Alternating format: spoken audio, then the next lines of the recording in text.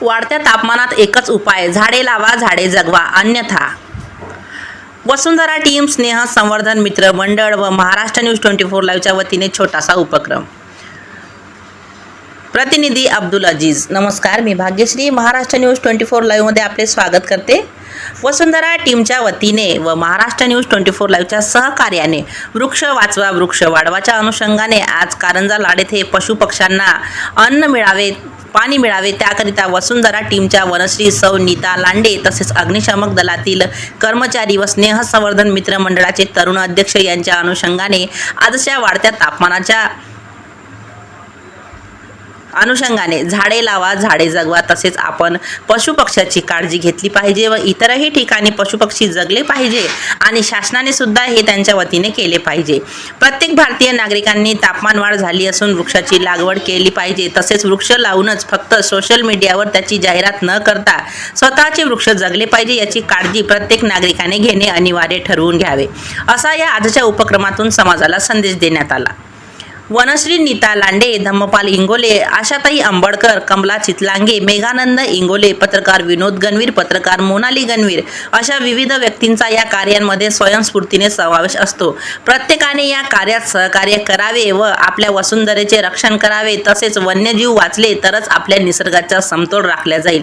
शेतकरी बांधवांनी सुद्धा आपल्या शेतातील काडी कचरा जळताना स्वतः त्याकडे लक्ष द्यावे की एखादे झाड आपल्या कचऱ्यामध्ये जळत तर नाही. शक्यतो कचऱ्याची कंपोस्ट करावे. कुठे जर आग लागली असेल तर आपले कर्तव्य म्हणून ते आग विझवून निसर्गाचा होणारा ऱ्हास थांबवावा, असे आवाहन या टीमच्या वतीने करण्यात आले. आपण पाहूया या बातमीपत्रामध्ये. तोवर मी भाग्यश्री प्रतिनिधी अब्दुल अजीज यांच्यासह आपली रजा घेते. भेटूया पुढील बातमीपत्रात. नमस्कार. नमस्कार, मी भाग्यश्री महाराष्ट्र न्यूज 24 लाईव्ह मध्ये आपले स्वागत करते. आणि आज आपण आहोत कारंजा लाड येथून काही अंतरावरच डहाके पेट्रोल पंपच्या मागे एक छोटंसं एक देवस्थान आहे. छोटं कशाला, म्हणजे छान अशी मोठी जागा आहे इथे. आणि असं हे वनामध्ये असल्यासारखं आहे. तर बाजूला फॉरेस्ट गार्डन सुद्धा आहे आणि आपण पाहतोय की या देवस्थानावर प्रत्येक वेळेला खूप गर्दी असते. तर आपण या देवस्थानची नाही बातमी घेणार आहोत, पण तरी सुद्धा तुम्हाला सांगायचं झालं तर या रखरखत्या उन्हामध्ये जशी मानवाला पाण्याची गरज आहे, तर उन्हामध्ये आपण अन्न वाचून राहू, पण पाणी हे पाहिजेच पाहिजे. पण मुक्या जनावरांचे काय, त्यांचा कोणी विचार करावा? शासन याकडे का लक्ष देत नसेल? कोणत्याही ठिकाणी गेलो तर त्यांना पाण्यासाठी वनवन भटकंती करताना आपण पाहतो. ते भटकतच असतात. पण आपल्या कारंजा लाडमध्ये सुद्धा हरित क्रांतीची योजना ही अंमलात आणलीच पाहिजे आणि कारंजा हा हिरवा झाला पाहिजे या उद्देशाने आपल्या समवेत नीताताई लांडे त्यांच्या टीम सोबत इथे उभे आहेत. आणि आपण पाहतोय की नगर परिषद मधून हा जो पाण्याचा टँकर बोलवलेला आहे, तर हा कशासाठी, तर इथे एक छान छोटस तळ नीताताई लांडे यांनी यांच्याच सहभागातून यांच्या सहकारी वगैरे त्यांनी बनवलेला आहे. आणि कशासाठी, तर फक्त आणि फक्त प्राण्यांसाठी, पक्ष्यांसाठी. भटके प्राणी पक्षी इथे भरपूर आहेत आणि बाजूला सुद्धा एक छोटं तळ आहे. आम्ही तुम्हाला थोड्या वेळात दाखवू आपल्या माध्यमानुसार. तर त्यांची खूप भटकंती होते. तर त्यांच्याही जीवाचा त्यांनी विचार केला आणि त्यांच्यासाठी हा खूप छान छोटंसं तळ इथे तयार केलेला आहे. थोड्या वेळापूर्वीच इथे पाणी सुरू होतं. आता बंद केलं त्यांनी हा तळ भरल्यामुळे. तर आपण जाणून घेऊया त्यांच्या प्रतिक्रिया यावर, त्या काय मत आहे. तर छान अशा एका मोठ्या वडाच्या झाडाखाली सावलीमध्ये आपण इथे उभा आहोत. आणि चला तर मग नीताताई लांडे यांची आपण प्रतिक्रिया जाणून घेऊया. ताई नमस्कार, स्वागत आहे तुमच्या आमच्या न्यूज चॅनल मध्ये.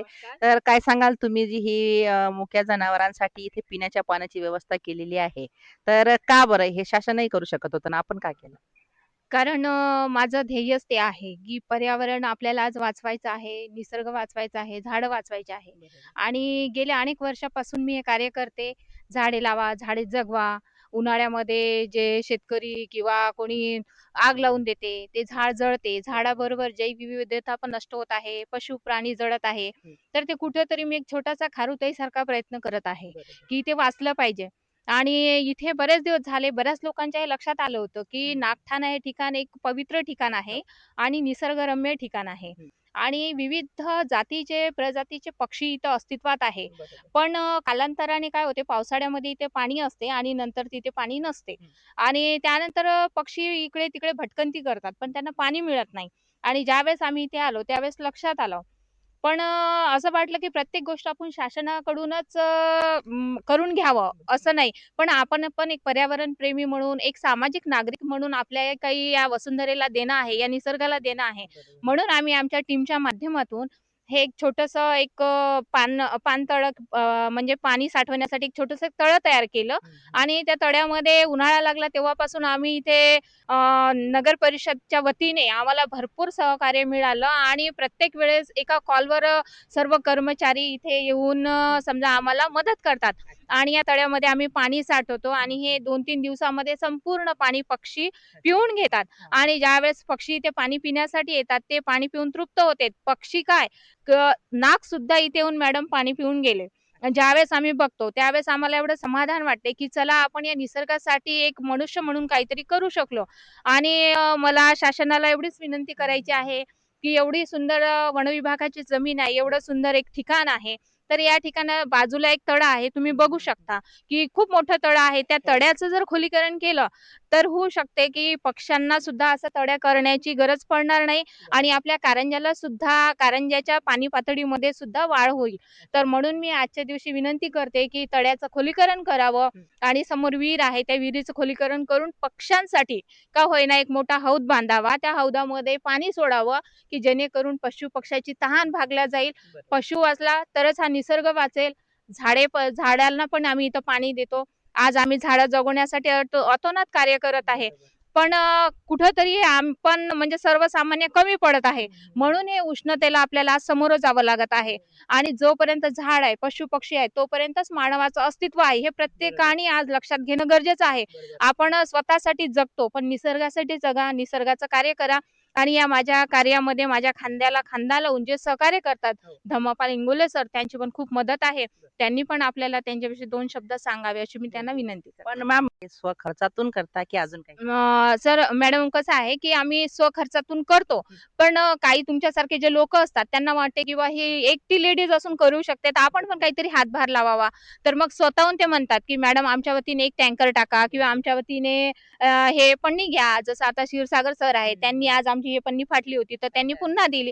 असेच आपल्या समाजामध्ये, आपल्या कारंज्यामध्ये बरेच लोकं दानशूर आहे.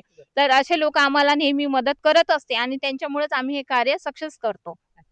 मग तुम्हाला नाही वाटत का, की शासनाने सुद्धा या गोष्टीची दखल घ्यावी? शासनाने दखल घ्यावी असं वाटते, पण शासन करेल तेव्हा करेल. पण शासनाची वाट पाहत आम्ही बसणार नाही आणि पशु-पक्षी मरू देणार नाही. जेवढं आमच्या ह्याच्यानं होते तेवढं आम्ही जीवात जीव आहे तोपर्यंत या निसर्गासाठी करत राहू. तर मग निसर्ग आणि आपल्या टीमच्या वतीने काय संदेश सांगाल आपण माध्यमानुसार जनतेला? जनतेला एकच सांगेल, की शासनाच्या भरोश्यावर प्रत्येक गोष्ट बघू नका. शासन म्हणते 33 कोटी वृक्ष लागवड करायची आहे आणि जिथं झाडं लावण्यासाठी जाते तेच झाडं कुठेतरी फेकून दिल्या जाते. एकही झाड जगत नाही आणि जगलंय तर उन्हाळ्यामध्ये त्याला पाणी द्यायला कोणी रिकामं नसते. एक झाड लावते, सेल्फी काढते, एका झाडासमोर 10 जण उभे राहते. पण उन्हाळ्यामध्ये त्याच झाडाजवळून आपण जातो, पण त्या झाडाला बघतो का डोकून का आपण हे झाड लावलेलं आहे आणि आज हे जळत आहे. त्याला पाणी टाकू दे. असे कितीतरी झाडं मी जगवत आहे. सावरकर चौकामधले जे झाडं आहे ते येता जाताना रात्र बेरात्र मी पाणी त्या झाडांना देते आणि जगवते. मला माझा मोठेपणा याच्यातून सांगायचं नाही. फक्त एकच सांगायचंय, झाड एकच लावा, पण ते जगवा आणि शासनाच्या वतीने हे जे काही स्कीम आयोजित केल्या जाते, पण मला असं वाटतंय शासन म्हणते 33 कोटी वृक्ष लावायचे आहे. तर आज हे जंगल जळत आहे. शासनाने एकच कार्य करावं, की जंगल जळलं नाही पाहिजे यासाठी काही ठोस पाऊल उचलायला पाहिजे. जसं किमान 4 महिने तरी फिरतं पथक त्यांनी स्थापित केलं पाहिजे. जेणेकरून जिथं कुठं आग लागली, आता उदाहरणार्थ एखाद्या ठिकाणी छोटी आग लागली, ते आग जर आटोक्यात लगेच आली, तर असंख्य झाडं जगू शकतात. पण असंख्य झाडं त्या जागेमध्ये मरतात आणि त्यानंतर आपण पावसाळ्यात रोपटं लावतो आणि 33 कोटीचा संकल्पना करतो. जे आज अस्तित्वात झाड आहे, असे मोठे वडा पिंपळाचे झाड आज तुटल्या जात आहे. विकासाच्या नावाखाली झाडाची जंगलतोड होत आहे. तर ते कुठेतरी थांबायला पाहिजे. जोपर्यंत जंगलतोड थांबणार नाही आणि तोपर्यंत हा निसर्ग वाचणार नाही. यावेळेस 47 डिग्री सेल्सिअस तापमान आहे. पुढच्या वर्षी होऊ शकते 55-52 सुद्धा होईल आणि 60 पर्यंत जायला वेळ लागणार नाही आणि या पृथ्वीचं अस्तित्व जे आहे ते कायमचं नष्ट होईल यात शंकाच नाही. कसं आहे आम्हीही आपल्या सोबतच आहोत या म्हणजे आम्ही तुमची जी व्यथा आहे आणि तुम्ही जे सांगताय तो संदेश आम्ही आमच्या माध्यमामधून जनतेला पोहोचवण्याचा पुरेपूर प्रयत्न करूया. आणि खरं जर सांगायला गेलं तर निसर्गप्रेमी आजकाल पुरतं फक्त आणि फक्त नावापुरतेच आहेत. तर त्यांनी कधी कुठे झाडाची लागवड केली का? त्यानंतर त्याचं संगोपन केलं का? ते झाड किती वर्ष त्यांनी जगवलं? हा तर खरा मुद्दा आहे आणि हा शासनाने उचलायलाच पाहिजे. तर तुम्ही 33 कोटी लावा की 32 कोटी झाडं लावा, पण निसर्गप्रेमी आणि निसर्गवेडा यात फरक समजूनच लावा. तर नगर परिषदमधील फायर ब्रिगेड म्हणजेच अग्निशमक दलाचे कार्यकर्ते सुद्धा येथे आहेत. तर सर सर्वप्रथम तुमचा परिचय सांगा. मी भारत मारुती जोंधळे, बरं. वाहन चालक ऑपरेटर, अच्छा. नगर परिषद, अग्निशमन विभाग, कारंजा. काय सांगाल आपण जसे की नीताताई लांडेंनी खूप छान आज अशी जनतेला माहिती दिली, तर त्यांनी त्यांची व्यथाच मांडल्यासारखं केलेलं आहे आणि त्यांनी खरं तर निसर्गप्रेमी कसा असतो आणि निसर्गासाठी वेळा कोण असतो यातील फरक सुद्धा त्यांनी आपल्याला सांगितलेला आहे. त्यावर तुम्ही काय सांगाल?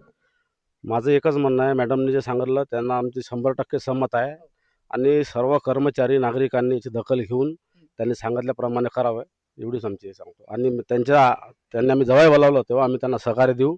त्यांच्या एका हाकेवर आम्ही हजर होऊ, एवढंच. खूप छान सर खूप छान सांगितलं आपण. तर आता कोण?